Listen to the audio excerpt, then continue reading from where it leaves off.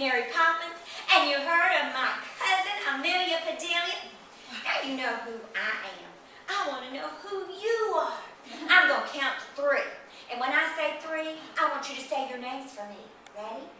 1, 2, 3. Sharon! Oh, pleased to meet you.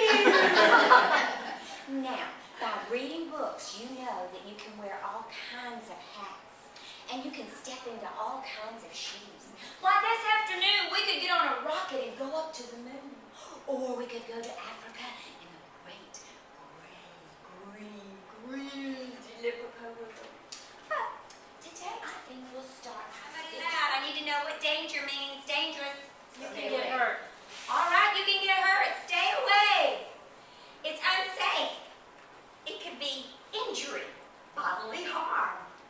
In our story today, you're going to hear this word.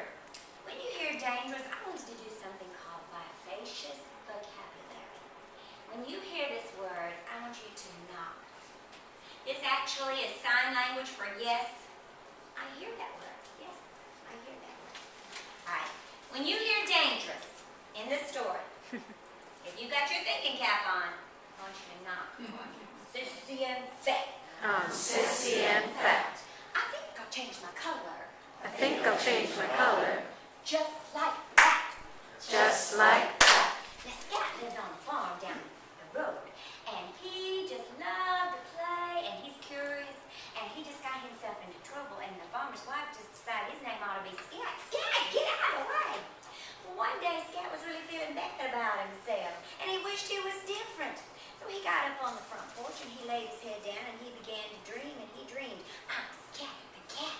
I'm Scat the cat. I'm sassy and fat. I'm sassy and fat.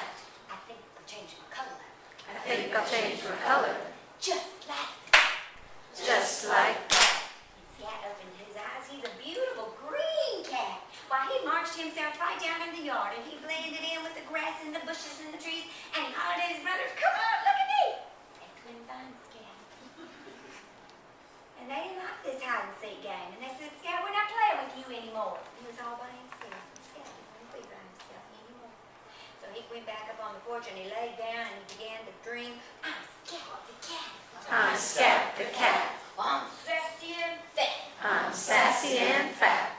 I think I'll change my color. I think I'll change my color. Just like that.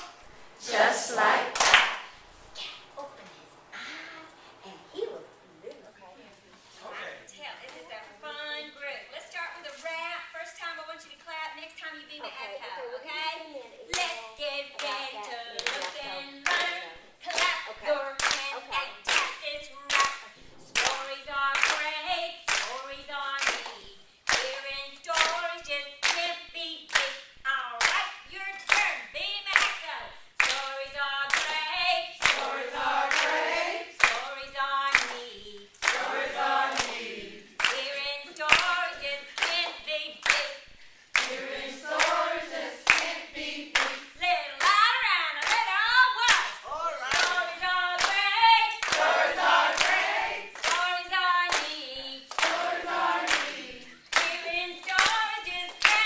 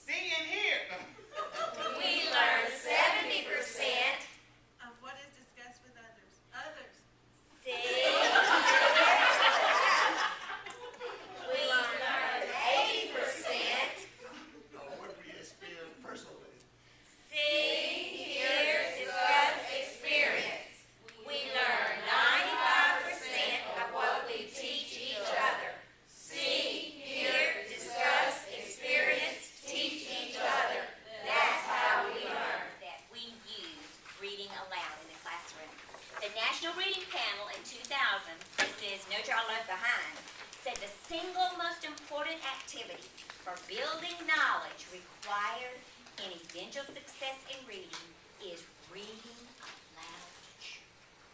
Alright, number 1, it increases their knowledge. And on the back, you're writing reasons to read aloud because it increases their knowledge. Alright, how would a child in Columbus, Mississippi know about an escalator? We have elevators in our buildings. I went over to Barnes & Noble as it was Starkville and I said, yes, they have an escalator. Okay. Here's a time that children can learn vocabulary and knowledge. And that's our next one, vocabulary.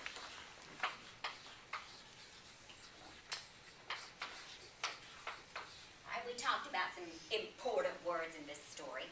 I was doing a Sunday school class one time, and this is just a good example. And this little girl was doing the Lord's Prayer, and instead of saying, deliver us from evil, she said, oh, no, it's deliver us from eagle. Now, why? Because eagle was in her background knowledge, and she didn't have the concept of evil in there. So when we read aloud, here's an opportunity to check on their prior knowledge and to increase their vocabulary. All right, number 3, it teaches them fluency. Have you ever seen a beginning reader? The cat ran down the street. Okay, fluency is reading with speed, accuracy, and expression. So we're showing them when we read aloud how language flows, and that makes it important. Number 4, it stretches their imagination.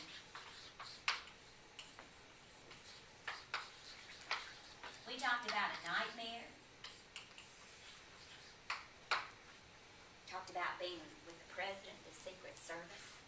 Here are opportunities to give them ways to imagine. And I tell you what, with technology and video games, we're taking some of that away. All right. It teaches them sequence and basic parts of a story. Maybe I should say elements.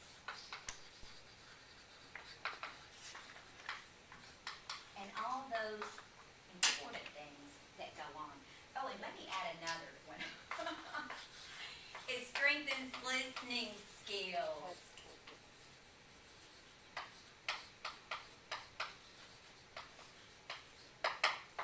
Not born with this. It's something that's developed. By reading books, we can go all kinds of places, wear all kinds of hats, step into anyone's shoes. Why, this afternoon, we could go to the great gray, green, greasy Limpopo River. Or we could get on the airplane with the Wright brothers and fly.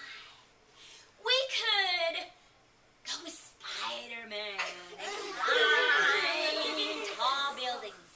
Go to the moon. Or the place I think we'll go today is someplace just like your own backyard. The story I've chosen is called The Diary of a World.